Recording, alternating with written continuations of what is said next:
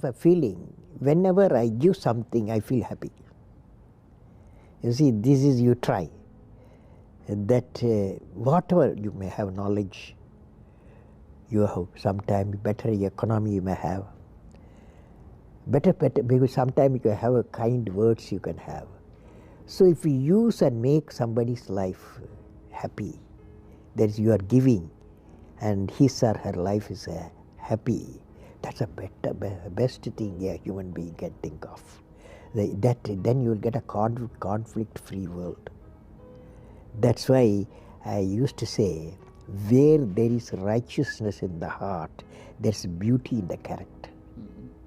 Where there is beauty in the character, there is harmony in the home. Harmony in the home. Where there is harmony in the home, there is order in the nation. When there is order in the nation, there is peace in the world. Where is the starting point?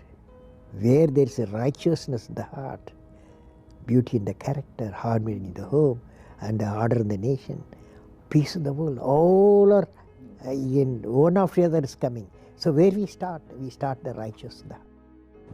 Remember this incident, 1979, SLV-3 satellite launch vehicle, I was the project director, mission director. My mission is to put the satellite in the orbit. Thousands of people worked nearly 10 years. I reached the Sriharikota, and it's in the launch pad. Countdown was going on.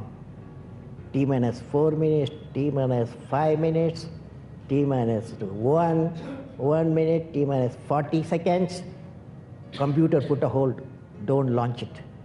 Computer says, don't launch it. I am the mission director, I have to take decision. Everything is on. Behind me, there are 6 experts. They saw computer database coming in and screen, and they see the pictures in the screen. They said there's a problem. The problem is there's a leakage in a system, in the control system. But immediately calculation, no problem. We have got sufficient fuel and oxidation for control system. It controls the rocket to the required attitude, and we can go ahead. Now, of course, my expert's view, but I took the decision. Problem is mine. Finally, I took a decision. I bypassed the computer, I launched the system. Okay, I launched the system. This fellow went. First stage worked is a 4-stage rocket, and second stage got mad. It went to spin. Instead of putting the satellite in the orbit, it put in the Bay of Bengal.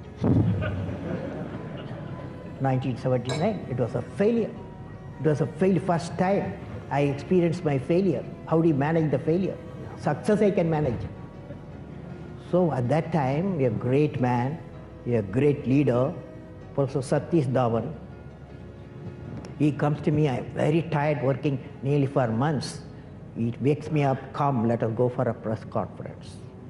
Press is meeting there, like this, number of people, world press, with photos, this and that, all the gadgets, they are there. I was really frightened, I will be the culprit, because I'm the project director, mission director. What Satish Dhawan said, chairman, Indian Space Research Organization, said, dear friends, we have failed today.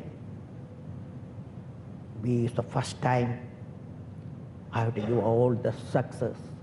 All the failure is, I want to support my technologists and scientists and staff so that next year they succeed.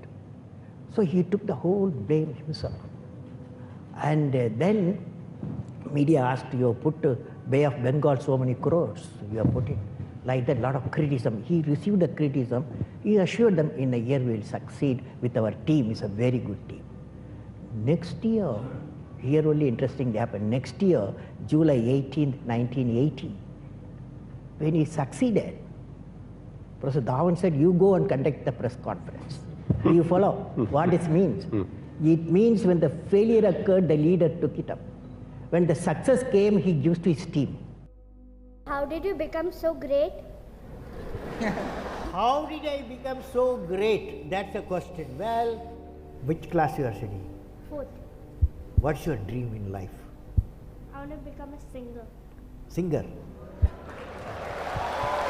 Hindustani or Carnatic? Hindustani or Carnatic music? Any music? Yeah, music. Any music will become. Well, I don't know how became. I don't know. It's a relative terms.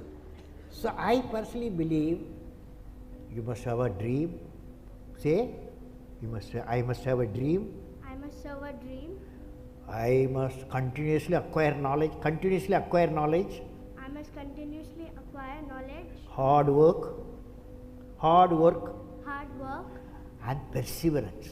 And pursuance. One should not be not afraid of problems. Not afraid of problems. Then you will be successful. We should know how to handle not only how to handle the success, how to handle the failures. Particularly you are in the management environment, Wharton. I want the young people to understand how to manage the failure. Because any task you do, you have to come across problem. Problem should not become the captain of the individual or the project chief. And the project chief should become the captain of the problems and defeat the problem and succeed. And for a culture of excellence. The excellence not by accident. It is a process where an individual continuously strives to better oneself. The performance standards are set by themselves. They work on their dreams with focus and are prepared to take calculated risk and do not get deterred by failures as they move towards their dreams. Then they step up their dreams as they tend to reach the original targets. They strive to work to their potential. In the process, they increase their performance, thereby multiplying further their potential. This is an unending life cycle phenomena, culture of excellence. They are not in competition with anyone else but themselves. That is a culture of excellence. I am sure each one of you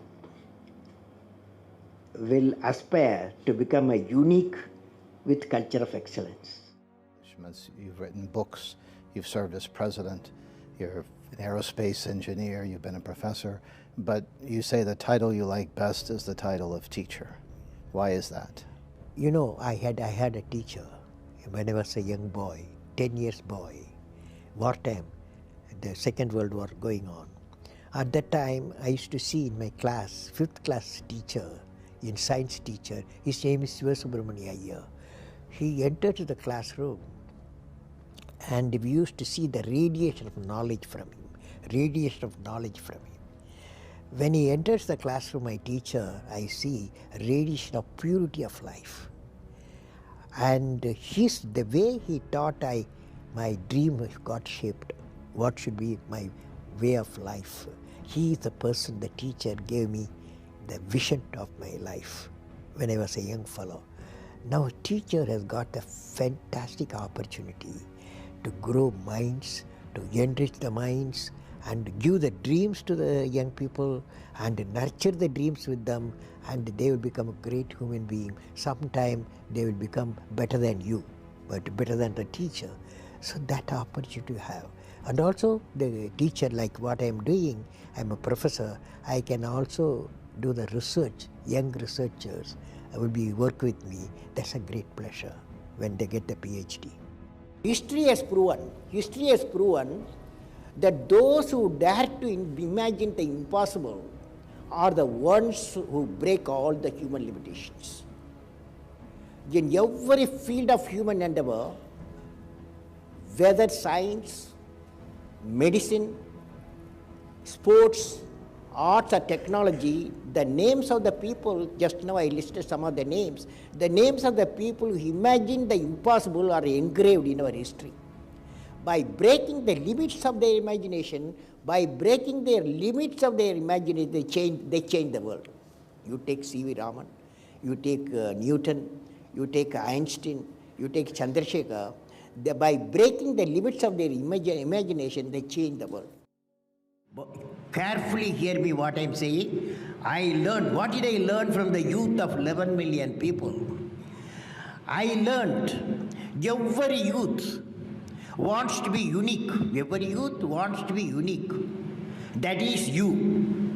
Every youth wants to be unique, that is you. But the world around you is doing its best day and night to make you just everybody else. Now, the question is whether you want to be you or everybody else. You? You want to be you? Not everybody else. Now, if the question being like everybody else is convenient at the first glance, but not satisfying in the long vision. The challenge, therefore, my young friends, is that you have to fight the hardest battle. You have to fight the hardest battle which any human being can ever imagine to fight, and never stop fighting until you arrive at your destined place. That is the unique you. To get the unique you, it's a big battle. The battle means you don't need to take a gun. The battle means you have to have 4 unique things. 4 unique tools you must have in that battle. One is you have to set the goal. The second one is acquire the knowledge continuously. And third one, it's a hard work with the devotion. And fourth is perseverance. These are the tools you have to, for the battle you have to wage. If you want to be discoverers, if you want to be innovators, I am going to give you what type of characteristic you must have. Invention and discoveries have emanated from creative minds that have been constantly working and imagining the outcome. The telephone, he was imagining the outcome in the mind. With imaging and constant effort, all the forces of the universe work for that inspired mind, thereby leading to invention and discoveries. See, I have a feeling whenever I give something, I feel happy. You see, this is you try. That whatever you may have knowledge, you have sometimes better economy you may have, better, because sometimes you can have a kind words you can have. So if you use and make somebody's life happy, that is you are giving, and his or her life is happy, that's a best thing a human being can think of. Then you will get a conflict-free world. That is, leaders should work with integrity and succeed with integrity. Leader should work with integrity and succeed with integrity. And I believe President, since you asked the question, has to be continuously in touch with the people. Rashtrapati Bhavan, where I was there, became a People's Bhavan. Instead of Rashtrapati Bhavan, it becomes People's Bhavan. And also I travel into the whole state, cutting across hill, deserts and sea. I was in touch with millions and millions of people.